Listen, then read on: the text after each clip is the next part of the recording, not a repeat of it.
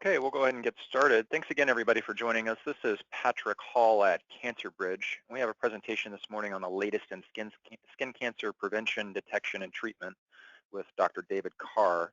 Dr. Carr is an assistant professor in the Division of Dermatology at The Ohio State University Wexner Medical Center and director of the Micrographic Surgery and Dermatologic Oncology Fellowship Program.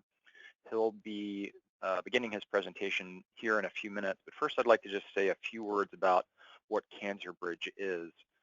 CancerBridge is provided to you by your employer, and it's a cancer-focused navigation service that provides you or your family with immediate one-on-one personalized access to a physician like Dr. Carr, who's an expert in your specific type of cancer. And we provide immediate expert guidance at a time of uncertainty. CancerBridge is a very simple service that has a very profound impact on you or your loved ones. Essentially, you just call CancerBridge. An oncology nurse will immediately answer the phone, triage the call, to ask you a series of questions about where you or your loved one is at in their cancer journey. And then if necessary, or if you would like to speak to a cancer expert, the nurse will arrange that within 24 hours. So you and your family receive access to someone who's extremely knowledgeable and rapid access to that expert in their particular cancer. We'll also help you gain an understanding about your specific cancer and provide guidance or next steps on avoiding mistakes and navigating the cancer journey. And then we also provide immediate answers during this time of crisis for you and your loved ones. As we mentioned, CancerBridge is for both you and your family. So we extend this benefit out to your parents, your in-laws, your spouses or partners, your children, or your siblings. So broad reach for you and your family. And something to think about, and something we get asked often, is why can't my doctor provide this service? One of the things to think about is there are well over 200 plus types of cancer now. Community cancer doctors are generalists with a very basic knowledge of common cancers, but not deep expertise available like the expertise that someone like Dr. Carr has. Each of our cancer experts are invested in one particular type of cancer. They know all the presentations and all the latest and best treatments for that cancer.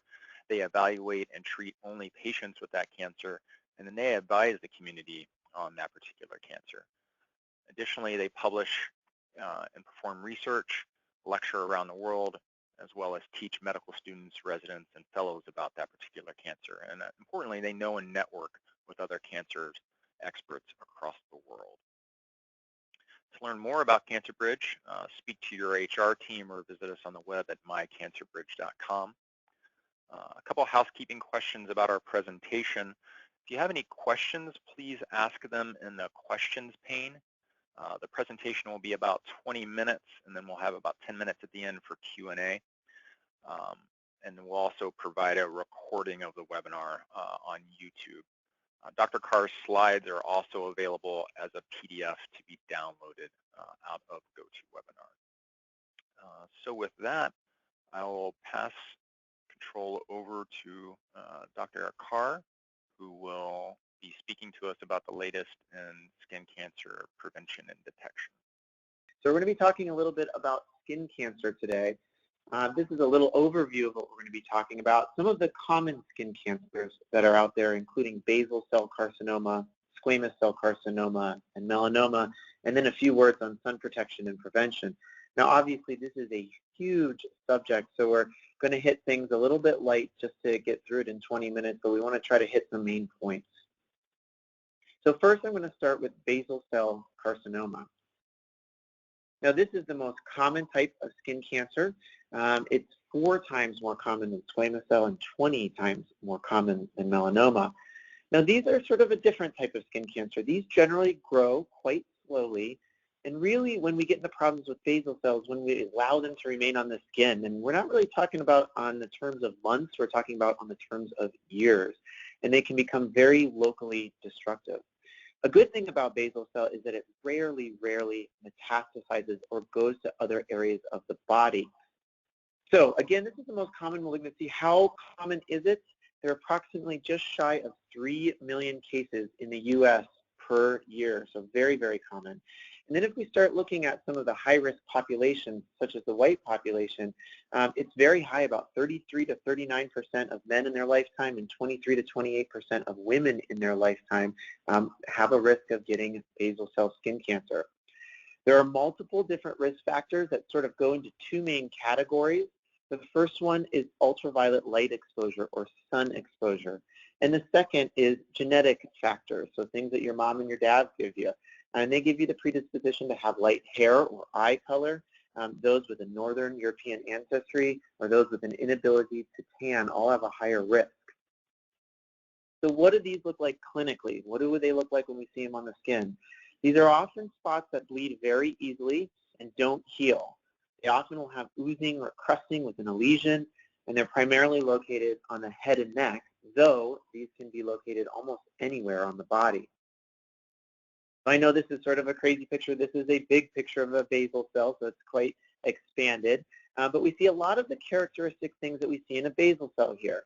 The first thing is it's sort of got this sheen or shine on it. We call this a luminescence. It just sort of shines when we look at these spots. And you can see that all over, but definitely where the blue arrow is pointing. Also, it has a lot of vasculature on top, so those red streaks are all little blood vessels, and that's pointed out with the black arrow. And finally, it has a small area where it's sort of ulcerated or broken down, and you can see that with the white arrow. We're going to back up a little bit and sort of see what that looks like a little further back. And again, we're seeing a lot of those same characteristics here with that sort of pearly luminescence. It sort of is shining when we look at it. It has those red streaks, and those are blood vessels. And it does have a little crust on the side, and that's where an area had broken down previously. Now, of note on this patient, you might sort of be aghast when you look at that and say, oh gosh, I don't want that on my nose. Well, that probably developed over 1 to 2 years on this patient. So this had been there growing for quite some time to get to that size. That was the most common type of basal cell. There are other types of basal cell. One of the other more common types is one called superficial, and these are more frequently on the trunk and the extremities. Now, if you look at this picture, it's not sort of a shocking picture.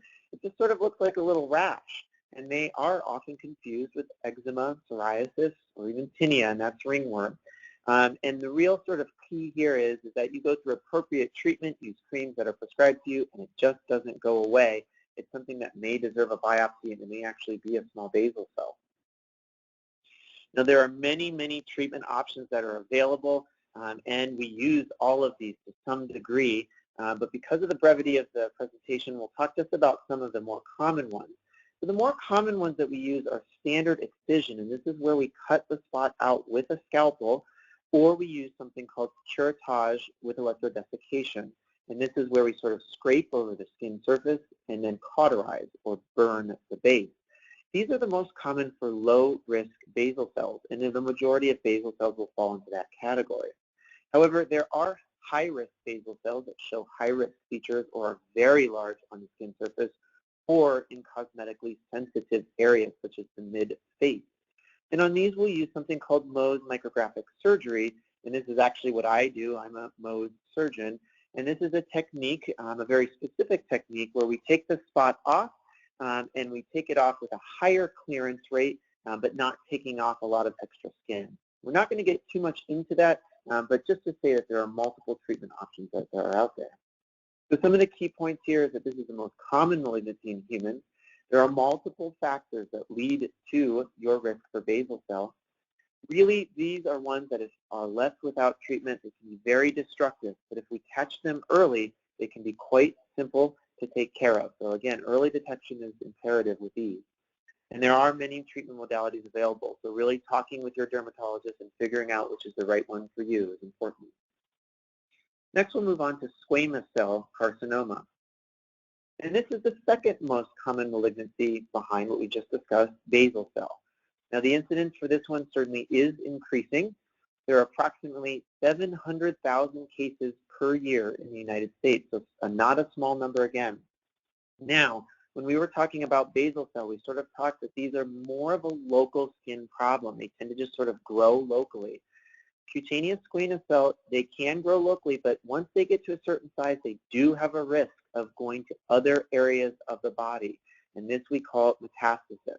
So squamous cell are a little bit more intermediate risk, and ones that we really do want to catch early. Multiple risk factors, again, for squamous cell, a lot of the same ones that we saw for basal cell. Sun exposure is right up there as one of the main ones for squamous cell as well as genetic factors, so those genes that are handed down to you by your mother and your father. And we see this as a personal or family history of squamous cell definitely confers a risk to the patient. There are some other things that we look for too. If you have a chronic dermatosis or chronic scar, so basically a chronic inflammatory condition of the skin that can put you at risk. Human papillomavirus, this is the HPV virus, and this is the wart virus. There are certain strains of that wart virus that can confer an increased risk, and we're just starting to really elucidate how that is starting to play a factor in some of these squamous cells. There's a final one of immunosuppression. There's multiple reasons why people can be immunosuppressed. One of the common ones now is transplantation, organ transplantation, and these patients certainly have a much, much higher risk of squamous cell carcinoma in particular. So what do these look like clinically? They're not quite as characteristic on clinical exam as a basal cell skin cancer. They can present as sort of scaly, non-healing bumps, so papules or nodules. And again, these are most commonly located on sun-exposed skin, such as the head and neck region, though, as with basal cell, they can present almost anywhere on the skin surface.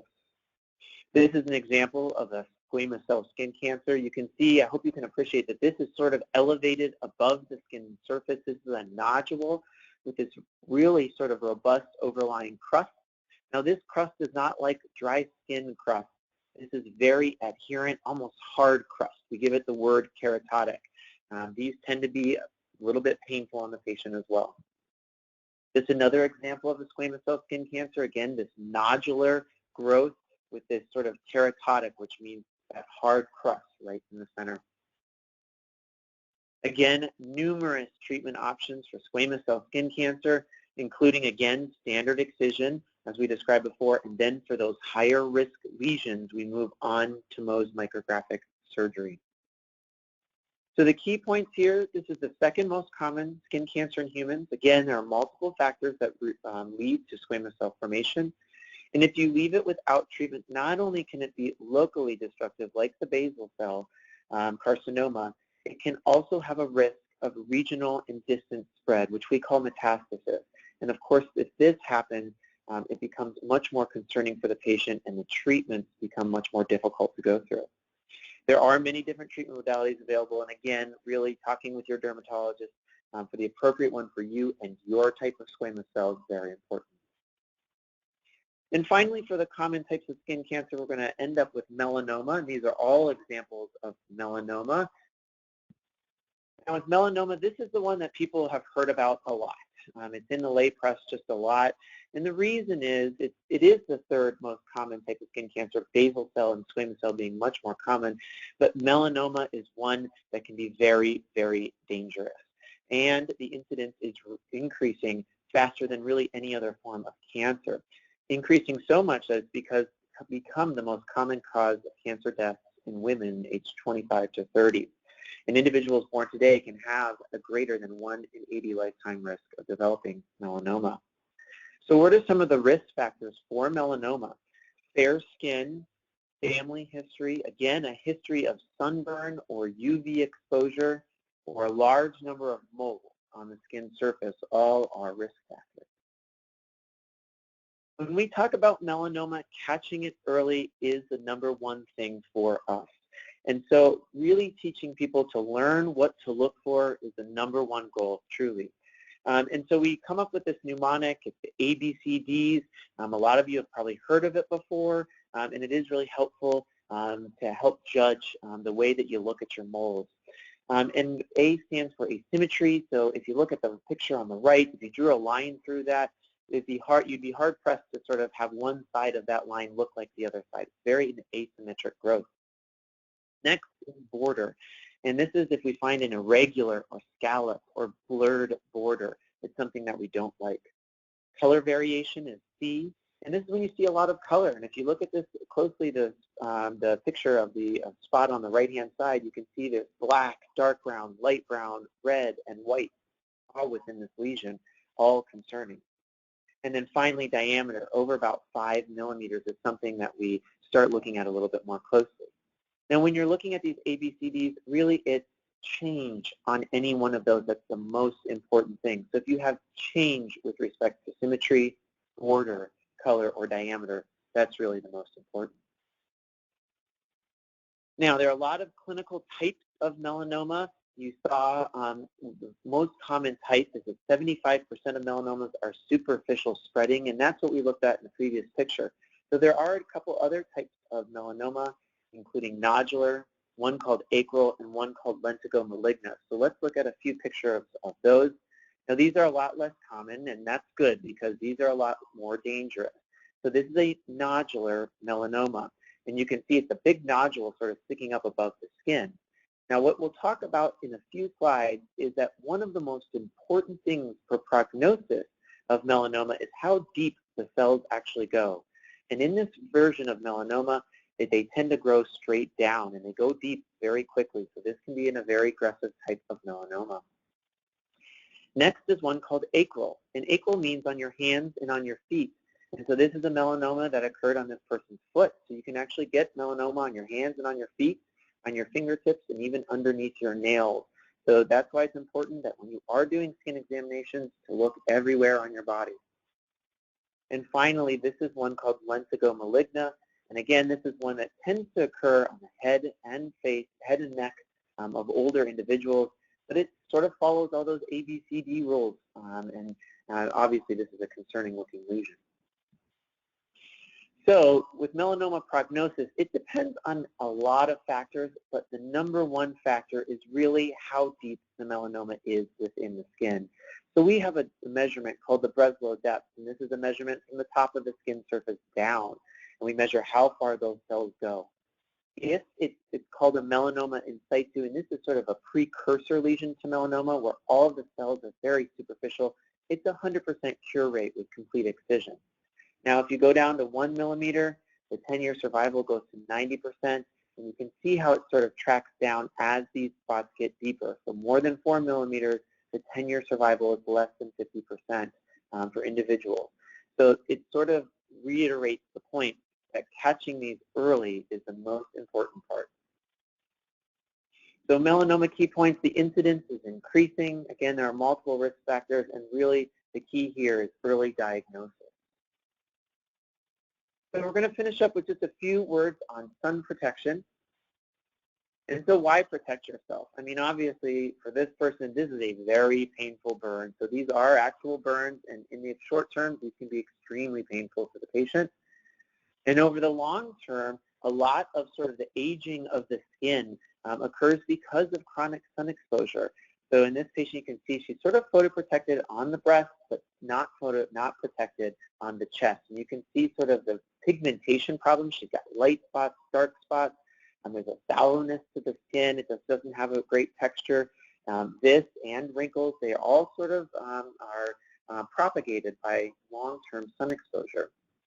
And of course, this can go to a very impressive extent in some individuals. And of course, skin cancer.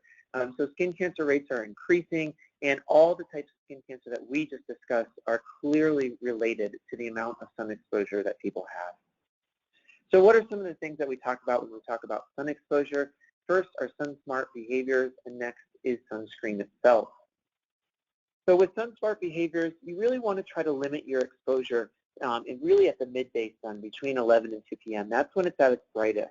And certainly if you know you're going to be out, you want to try to seek shade when possible. And when you know you're going to be out in the sun, do wear protective clothing such as wide-brimmed hats, long sleeves, or even if you like wearing short sleeves, there are great alternatives available now. There are solar sleeves, which are UV-coated protectants. It's sort of like a compression sleeve that people wear in basketball that are breathable fabrics, easy to wear, and can protect you when you're out in the sun for long periods of time.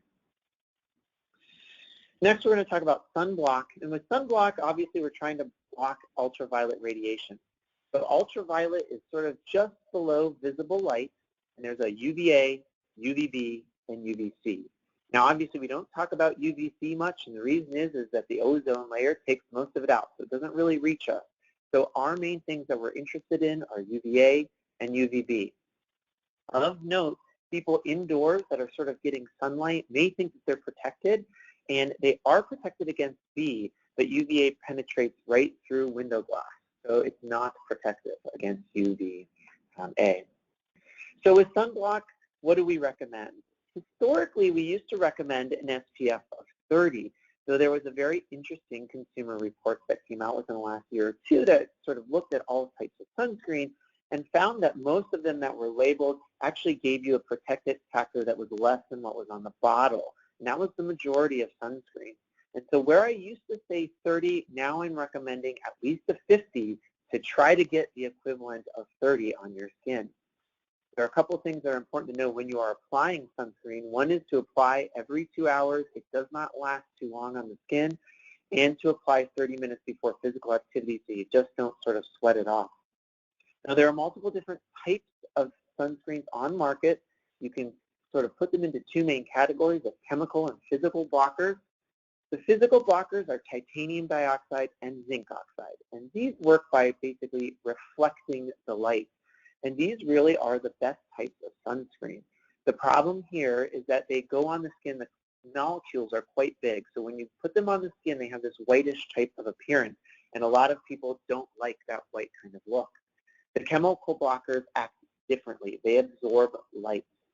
And the main take-home point here is you want to try to get the right SPF, but past that, you want to get a broad-spectrum sunscreen, which most on market are now. And past that, you want to get a sunscreen that you like putting on your skin.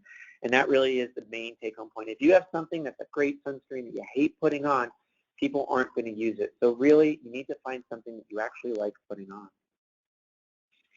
Now, this is sort of the SPF and absorption. You might ask, why don't we recommend 100 plus always?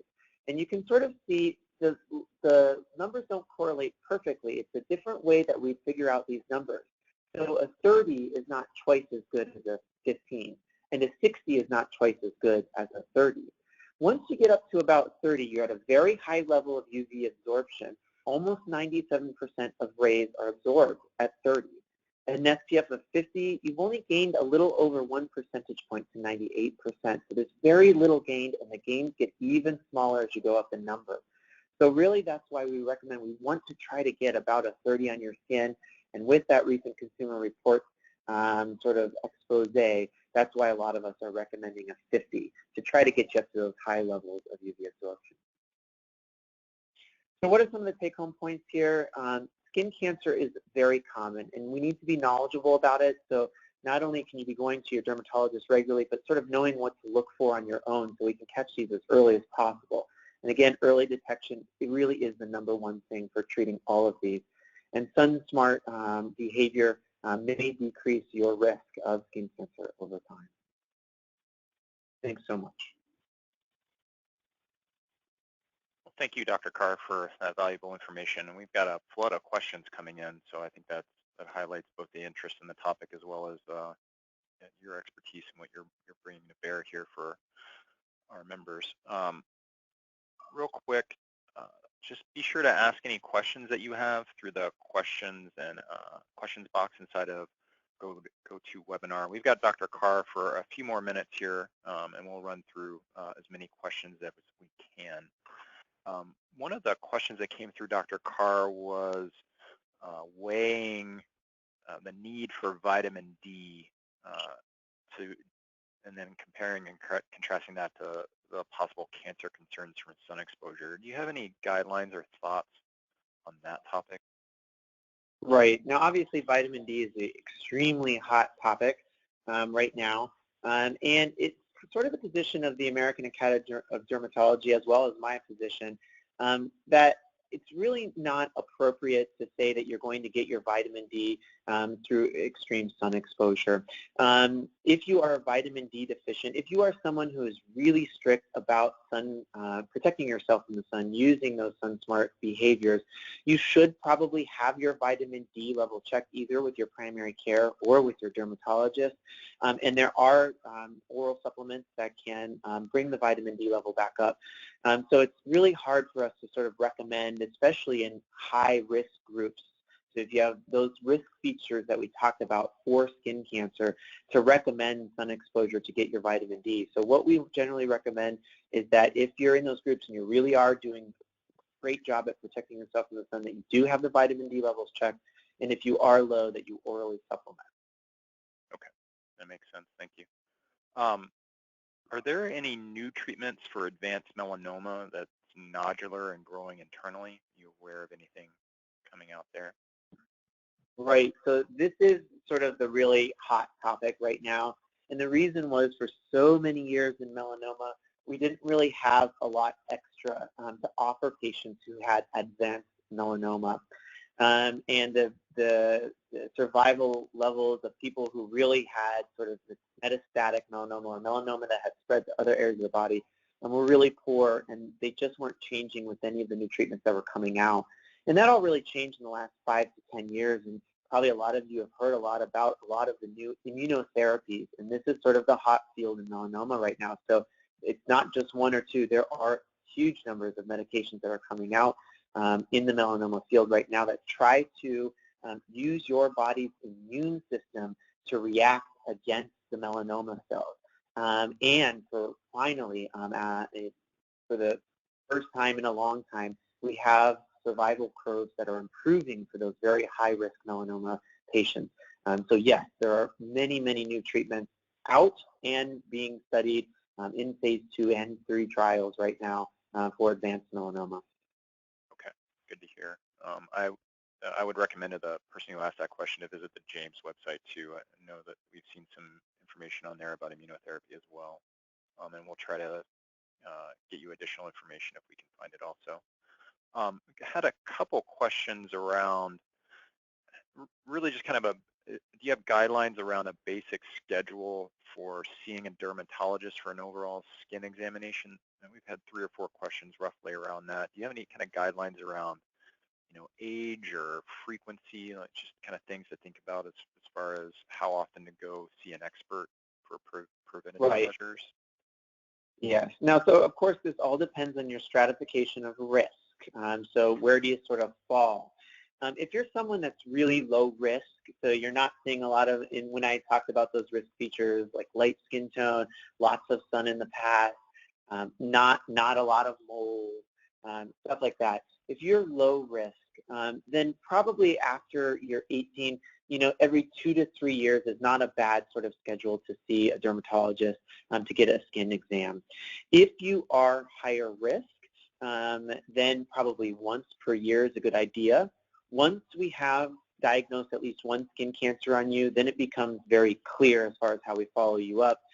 If it's a basal cell or it's a squamous cell, it's every 6 months for 2 years, and then we may move you to annual skin exams. If it's a melanoma, we watch you every 3 months for the first 2 years, and then put a little bit more time. So again, it really sort of depends. If you're extremely low risk, probably every 2 to 3 years is reasonable. And then as you sort of become a little bit more, carry a little bit more risk, we start obviously seeing you more regularly. Yeah, that makes sense. We're at 11:30 now. I know we had this webinar booked for 30 minutes, but we have a number of questions coming in. So if you have the time, Dr. Carr, I'd like to extend our Q&A if that's all right with you. Sure, I'm happy to. Yeah. Okay, great. So we have a pretty specific question here. If diagnosed with melanoma and they find it has not spread to the lymph nodes, would you consider that a 100% curable type of cancer, or are there other things to think about? There are still other things to think about. Now, with melanoma, the way that we take care of them really does depend on how we stratify that melanoma, and a lot of it is on how deep it is. If it's very shallow, we'll actually do a standard excision, and there's really no further treatment needed for that melanoma other than really close clinical follow-up. Now, as we sort of get to a little bit deeper ones, we may introduce the idea of something called the Sentinel lymph node biopsy, where we actually look at the lymph nodes that are around the area of that melanoma to sort of see if anything has gone to the lymph node.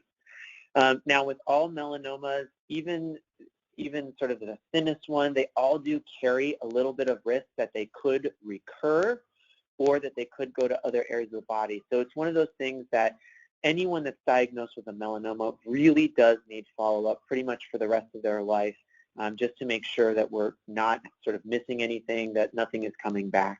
So it's one to always make sure that basically that you're following up clinically. Okay, good. Couple, kind of maybe run through all these together. Just a couple questions about sunscreen in general. And I think it's, these are pretty specific, so it's perfectly fair if you don't know the specific information, but kind of want to run through these real quick. So is spray sunscreen considered as good as a lotion? I know that's been in the media quite a bit.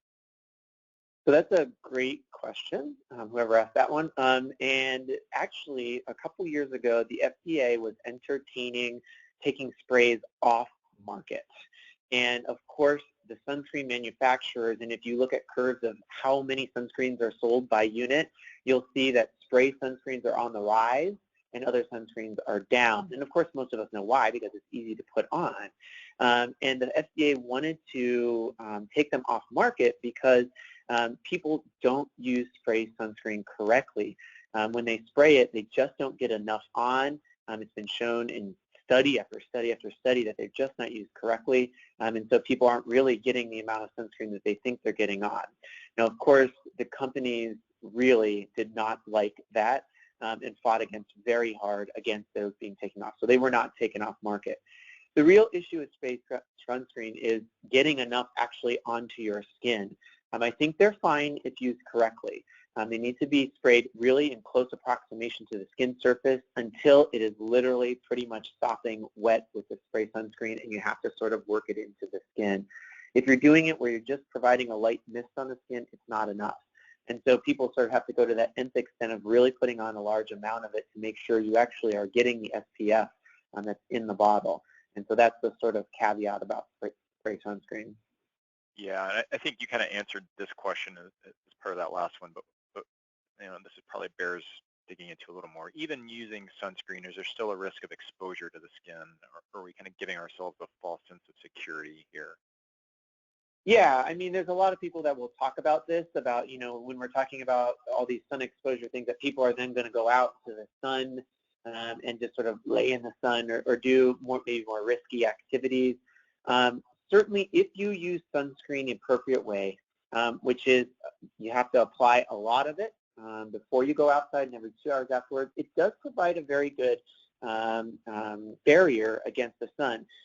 Even saying that, though, we don't recommend that you just go lay in the sun after putting on the sunscreen. There's still some rays that get through, and again, the sunscreen starts degrading as the sunlight hits it, and is only good for a couple of hours. And you'd be very hard-pressed to find somebody that really is applying in generous amounts every 2 hours. So again, I think it's a combination of sun-smart behaviors and using sunscreen effectively. Yeah, you mentioned degradation there too. Another question was, we have to worry about sunscreen expiring or losing its effectiveness as it sits on the shelf? Yeah, so it certainly can expire and lose its effectiveness. So, obviously most of those expire by a date that's probably good a little bit past that, but it's a reasonable thing if it's past the expiration date to throw it away and get a new one. So it can sort of, it does become less effective on the shelf. Okay, thanks for those. I think those are all the sunscreen questions we have. I'm trying to run through our list here. One thing, we've got a couple, I don't want to unfairly kind of lump together a couple questions, but we're getting a couple questions around just concerns with brown spots that are showing on arms or shoulders, legs and hands, kind of multiplying, increasing in size over time, kind of varying in size, diminishing over time. Do they cause any harm, and is there a way to make them fade other than staying out of the sun? So these have a fancy name of solar lentigines. These are these little sort of brown flat spots that we get in sun-exposed areas. So you can get them on your hands, arms, chest, face, and yes, they tend to increase with time. These are directly correlated with sun exposure.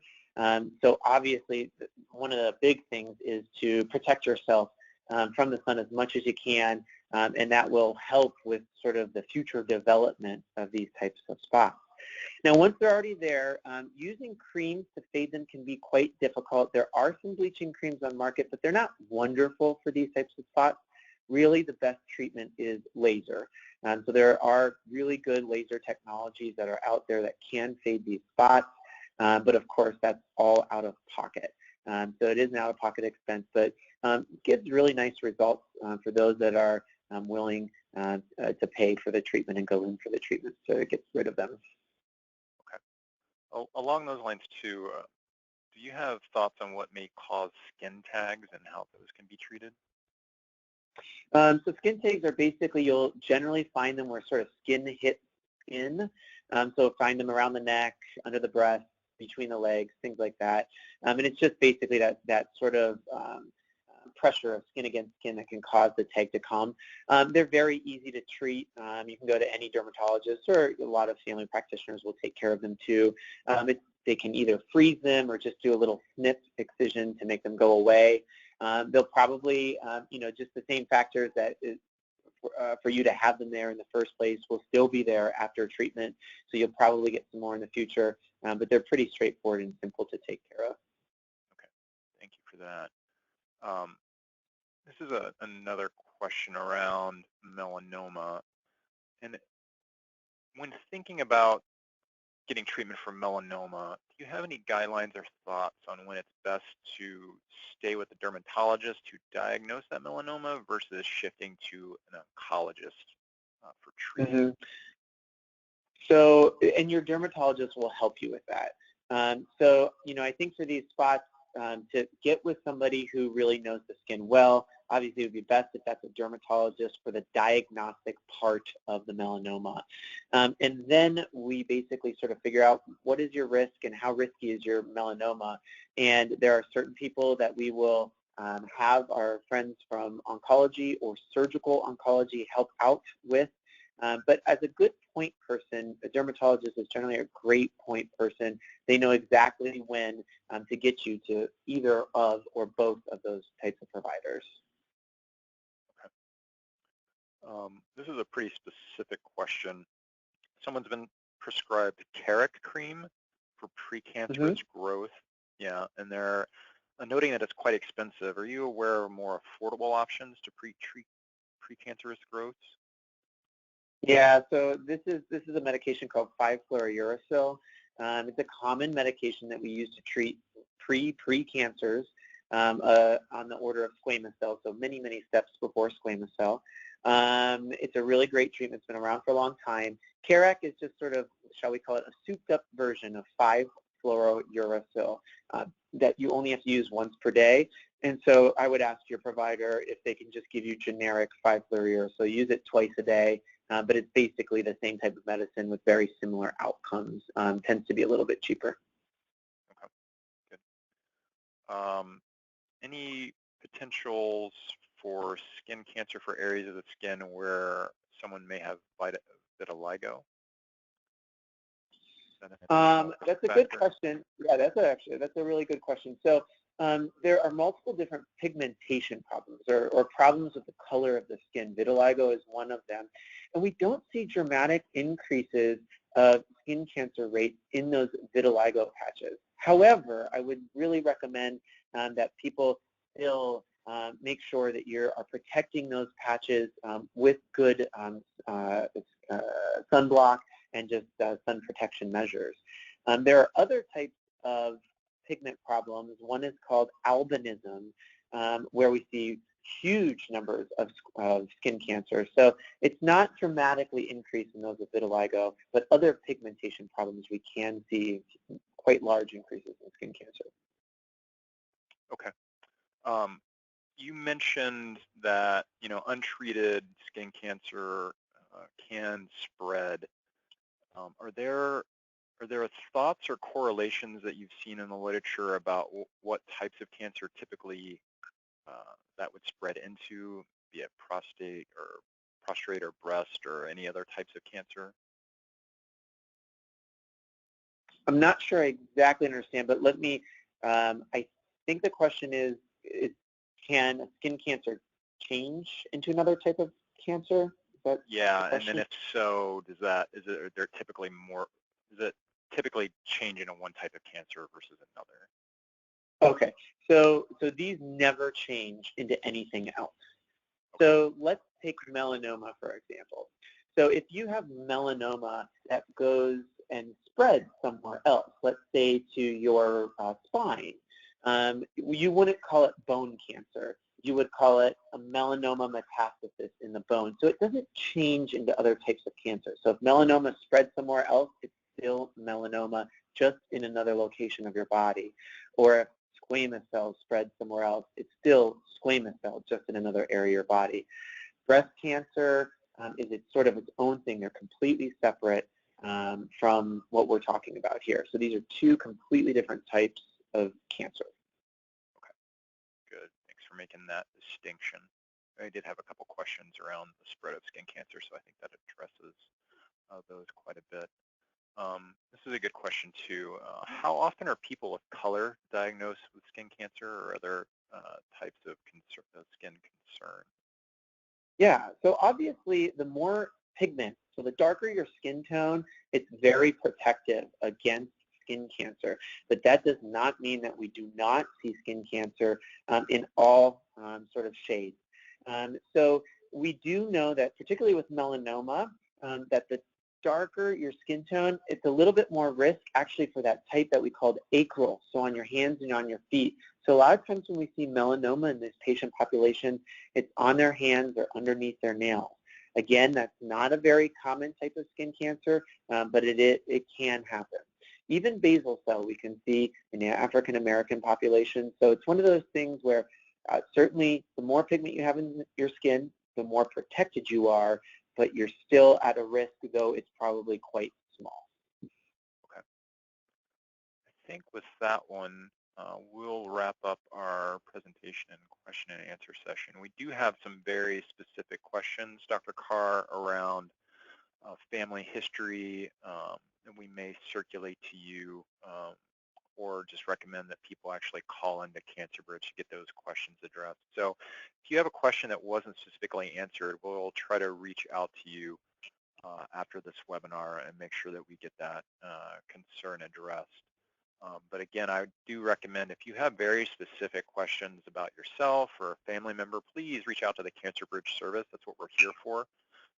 Not just in the moment of crisis or diagnosis, but we're very much able to answer any types of questions that you have about cancer through the cancer journey. So a recording of this webinar will be posted to YouTube in the next few days. Again, Dr. Carr's presentation is available to be downloaded out of GoToWebinar, and we'll circulate that as well. But at this point, I would just like to thank Dr. Carr for his expertise, his time, and his patience with our questions. And with that, I'll let you get back to your day. Thank you so much, Dr. Carr. Thank you.